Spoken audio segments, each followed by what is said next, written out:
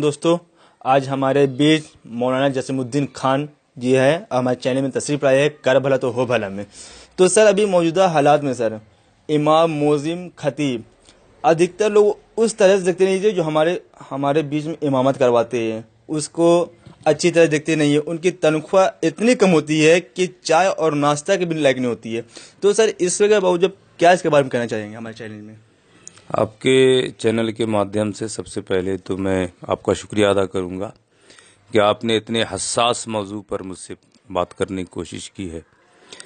یہ سچ ہے کہ اس وقت پورے ملک میں سب سے زیادہ اگر حالت کسی کی خراب ہے تو مسجد کے امام، مؤذن اور مدرسے کے مدرسین کی، اس لیے کہ ان کی تنخواہ نہایت ہی کم ہے، جو بیان کرنے کے لائق نہیں ہے۔ میں گزشتہ 20 سال سے مسجد و مدرسے سے جڑا ہوا ہوں، اور میں نے یہ محسوس کیا ہے کہ آج سے 10 سال پہلے جو چیز 5 روپے میں ملتی تھی آج اس کی قیمت 50 روپے ہو گئی ہے، لیکن امام کی تنخواہ 5,000 تھی تو آج بھی 5,000 ہے۔ یعنی مہنگائی کئی گنا زیادہ بڑھ گئی، لیکن امام اور مؤذن کی تنخواہ نہیں بڑھی، مدرس کی تنخواہ نہیں بڑھی۔ اور جب اس سلسلے میں بات اٹھائی جاتی ہے تو مسجد کے جو ٹرسٹیان ہیں، جو کمیٹی کے ممبران ہیں، ان کا ایک ہی رونا ہے کہ ہمارے پاس فنڈ نہیں ہے۔ میں کہتا ہوں وہ جھوٹ بولتے ہیں کہ ہمارے پاس فنڈ نہیں ہے۔ وہ کبھی قوم سے مانگے فنڈ؟ انہوں نے قوم سے کبھی فنڈ نہیں مانگا۔ وہ اگر قوم سے مانگتے فنڈ تو جو قوم مسجد کو سجانے کے لیے لاکھوں روپیہ دے سکتی ہے، توسیع کے لیے لاکھوں روپیہ دے سکتی ہے، وہ اپنے امام کی خوشحالی کے لیے بھی کچھ بڑھا کر کے دے سکتی ہے، لیکن ایسا کبھی کیا نہیں گیا۔ ایک بہانہ بنا لیا گیا کہ صاحب فنڈ نہیں ہے، یہ کوئی معنی نہیں ہے۔ میں ایک بات اور عرض کرنا چاہوں گا آپ کے چینل کے مادھیم سے، تمام مساجد کے ٹرسٹیوں سے میں گزارش کرنا چاہوں گا، ایک آئینہ ان کو دکھانا چاہوں گا۔ آپ ذرا سوچئے کہ جب آپ کا خرچ ایک مہینے کا 25,000 30,000 میں مکمل نہیں ہوتا ہے تو آپ کے امام صاحب کا کیسے ہو جائے گا؟ آپ نے کبھی سوچا ہے؟ نہیں سوچا ہے۔ اس کے بعد بھی آپ کی تمنا یہ رہتی ہے کہ ہمارا جو امام صاحب ہو بہترین کپڑے میں ملبوس ہو، بہترین لباس میں ملبوس ہو، سب سے انوکھا دکھے، سب سے اچھا دکھے۔ کہاں سے لائے گا بیچارہ؟ عزت نفس میں وہ کہیں مانگ بھی نہیں سکتا ہے، اور آپ دینا بھی نہیں چاہتے ہیں۔ ایک بات اور عرض کرنا چاہوں گا، آپ یہ ہم سے پوچھ سکتے ہیں کہ جب اتنی کم تنخواہ ہے تو آپ یہاں کیوں کام کر رہے ہیں؟ دنیا کھلی ہوئی ہے، ہماری یہ مجبوری ہے۔ ہم نے علم دین حاصل کیا ہے، اور علم دین کی توسیع ہم کو کرنا ہے۔ بہرحال تنخواہ دے نہ دے، ہم نے دین کو اگر چھوڑ دیا تو دوسرے لوگ کہاں اس کو سنبھال پائیں گے؟ یہ ہمارے اوپر بڑی ذمہ داری ہے، ہم کو بہرحال دین کا کام کرنا ہے، لیکن وہ لوگ سوچیں جو ہماری مجبوری کا فائدہ اٹھا رہے ہیں، وہ عند اللہ کیا جواب دیں گے؟ اللہ کے نزدیک ان کو بھی جواب دینا پڑے گا کہ جب آپ کے بچوں کا 25-30 ہزار روپے مہینے میں نہیں ہو پا رہا تھا تو امام صاحب کے بچے ہیں، ان کے بوڑھے ماں باپ ہیں، ان کی دوائی کا خرچ ہے، بیوی ہے، بیوی کی ضروریات کا خیال ہے، ان کا سفر ہے، ان کے بال بچوں کی شادی کا معاملہ ہے۔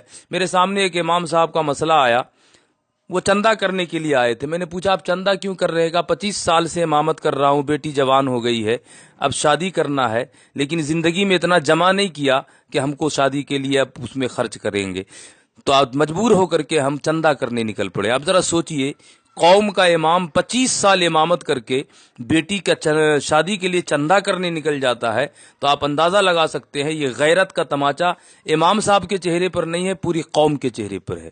جس کا امام اپنی بیٹی کی شادی کے لیے بھیک مانگنے نکل جائے، اس سے زیادہ ڈوبنے اور غیرت میں مر جانے والی بات کیا ہو سکتی ہے؟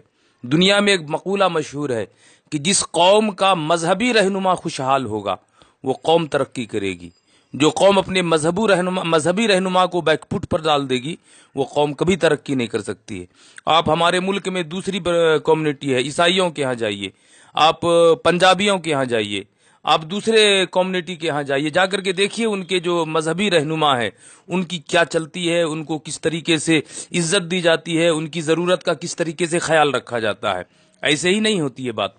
اس لیے آپ کے چینل کے مادھیم سے میں یہ ضرور عرض کروں گا کہ ٹھیک ہے مسلم قوم میں غربت زیادہ ہے، لیکن اتنی بھی غربت نہیں ہے کہ مسلمان امام صاحبان کو مار دیا جائے، اتنی بھی غربت نہیں ہے کہ مؤذن کو مار دیا جائے، مدرسے کے مدرسین کو مار دیا جائے۔ ہمارا معاملہ یہ ہے کہ جو قوم مہینے میں ڈش ٹی وی کا خرچ دے سکتی ہے، جو قوم دیگر ضروریات میں لاکھوں روپیہ خرچ کر سکتی ہے وہ قوم ہر مہینہ مسجد میں 100 روپیہ دے سکتی ہے، اور ہر محلے کا آدمی اگر یہ طے کر لے کہ ہم کو ہر حال میں مسجد میں 100 روپیہ مہینہ دینا ہے تو امام کو کبھی تکلیف نہیں ہوگی۔ حالانکہ ایسا نہیں ہوتا ہے، ہم مسجد کے ڈبہ میں 10-5 روپیہ ڈال کر کے اپنی ذمہ داری ادا کر لیتے ہیں اور ساری ذمہ داری کمیٹی پر ڈال دیتے ہیں۔ کمیٹی کہاں سے لائے گی جب تک قوم پیسہ نہیں دے گی؟ تو دونوں، کمیٹی بھی ذمہ دار ہے اور قوم بھی ذمہ دار ہے۔ کمیٹی اس لیے ذمہ دار ہے کہ کمیٹی نے آگے بڑھ کر کے کام نہیں کیا، اور قوم اس لیے ذمہ دار ہے کہ قوم نے اپنی کمیٹی سے کبھی نہیں پوچھا کہ آپ اپنے امام کو اتنی تنخواہ کم کیوں دیتے ہیں۔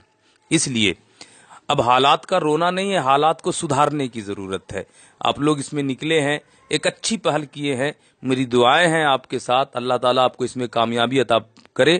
لیکن یہ کامیابی تبھی ہوگی جب آپ کی بات پر مسجد کے ذمہ داران کان دھریں گے اور یہ احساس بیدار ہو جائے کہ واقعی اب تک ہم نے جو کیا ہے وہ غلط کیا ہے، انشاءاللہ اب سے ہم غلط نہیں کریں گے تو انشاءاللہ حالات سدھرے۔ ایک بات اور عرض کرنا چاہتا ہوں، ایک امام صاحب مسجد میں جب اس کی ضرورت مکمل طور پر پوری ہوگی تو جب وہ نماز پڑھائے گا تو دلچسپی کے ساتھ پڑھائے گا، مسجد کے دیگر کام دلچسپی کے ساتھ کرے گا۔ لیکن اگر اس کی ضرورت نہیں پوری ہوگی، وہ کھڑا ہوگا نماز میں سوچ رہا ہوگا ماں کی دوا کہاں سے لائیں گے، وہ جائے گا سجدے میں سوچے گا بیوی کے لیے سامان کہاں سے لائیں گے، وہ قیام میں کھڑا ہوگا اس کے سر پہ یہ بھوت سوار ہوگا آج گھر میں راشن نہیں ہے، میرے بچے بھوکے رہ جائیں گے، کہاں سے اس کا انتظام کریں۔ یہ ماحول ہم نے پیدا کیا ہے، ان کو فارغ البال کریں تاکہ آپ کی عبادت بھی اچھی ہو سکے اور آپ دنیا اور آخرت میں سرخرو ہو سکے۔ امام آپ کا وکیل ہے عند اللہ۔ اللہ کے پیارے نبی صلی اللہ تعالی علیہ وسلم نے ارشاد فرمایا، میدان محشر میں قوم اس کے ساتھ ہوگی جو اس کا امام ہوگا، ہر قوم اپنے امام کے ساتھ اٹھے گی۔